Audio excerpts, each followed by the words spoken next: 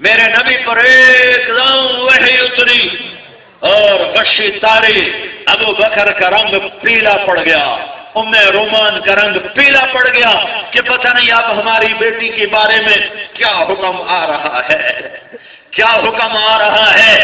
ایک دم وہی ختم ہوئے، میرے نبی مسکرائے، پسینہ پوچھا، عائشہ مبارک ہو، تیرا رات تیری پاک دامنی کے لیے خود گواہ بن گیا۔ سنو سنو، یوسف علیہ السلام پر بھی زنا کی تہمت لگی تو ایک بچے نے گواہی دی، فشہد شاہد من اہلہا، ایک بچے نے گواہی دی۔ جب میری ماں اور امت کی ماں عائشہ پر تہمت لگی تو میرا اللہ خود گواہ بن کے آیا۔ ان الذين جاءوا بالإفك عصبة منكم لا تحسبوه شرا لكم بل هو خير لكم لكل امرئ منهم ما اكتسب من الإثم۔ 14 آیات اللہ نے اتاری، 14 آیات، پورا 1.5 رکوع اللہ نے اتارا کہ ان کو پکڑو اور انہیں کوڑے لگاؤ، ان پر حد لگاؤ، ان سے کہو کہ تم نے یہ بہتان کیوں باندھا، تم نے کیوں نہ کہا سبحانک ھذا بہتان عظیم۔ تو اللہ کے نبی نے صحابہ کو کوڑے مارے اور منافقوں کو چھوڑ دیا کہ یہ جانے، اور ان کا اللہ حسان کو کوڑے پڑے اور مصطح کو کوڑے پڑے اور باقیوں کو آپ نے چھوڑ دیا کہ ان کو اللہ سمجھے گا، ان کو اللہ سمجھے گا۔ اتنا بڑا الاؤ دہکایا گیا۔ جب یہ آیت سنائی تو ام رومان نے کہا، عائشہ اٹھ اللہ کے نبی کا شکر ادا کر۔ تو میری اماں عائشہ نے کہا، نہیں، میں اس کا شکر ادا کروں گی تو میرے لیے گواہی دینے آیا، میں اس کا شکر ادا کروں گی جو میرے لیے گواہی دینے آیا۔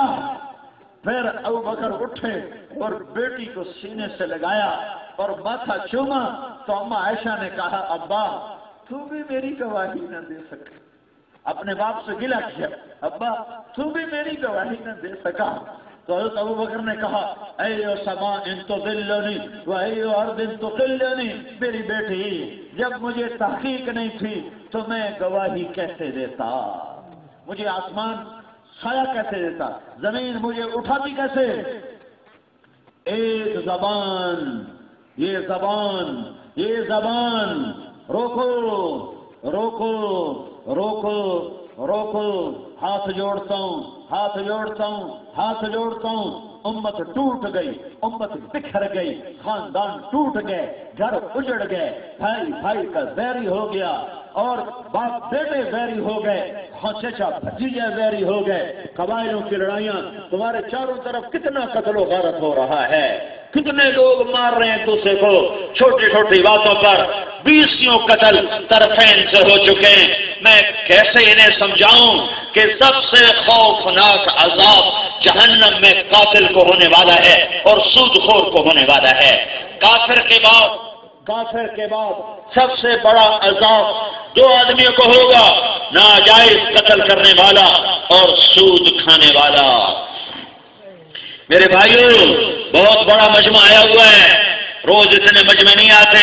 میں اپنی جان پہ جبر کر کے بول رہا ہوں اور اپنے آپ کو تھکا کے بول رہا ہوں کہ احباب جمع ہے میر، حال دل کہہ لے، پھر التفات گلے دوستاں رہے نہ رہے۔ امت کا سفینہ اضطراب میں ہے، موجیں طوفانی ہے، رات اندھیری ہے، ناخدا بک چکے ہیں، ملاح اندھے ہیں، موجیں صفاق ہیں، کشتی شکستہ ہے، کنارہ دور ہے، نظر آنے کی کوئی شکل نہیں، پہنچنے کی کوئی تدبیر نہیں، کشتی شکستہ گانے اے بعد شر برخیز شاید کے باز بینم آیا رے آشنارا۔ ساری امت مضطرب اور اضطراب میں ہے، ایک طبقہ قصوروار نہیں، ساری امت قصوروار ہے، مرد بھی، عورتیں بھی، حاکم بھی، محکوم بھی، فوج بھی، عدلیہ بھی، سیاست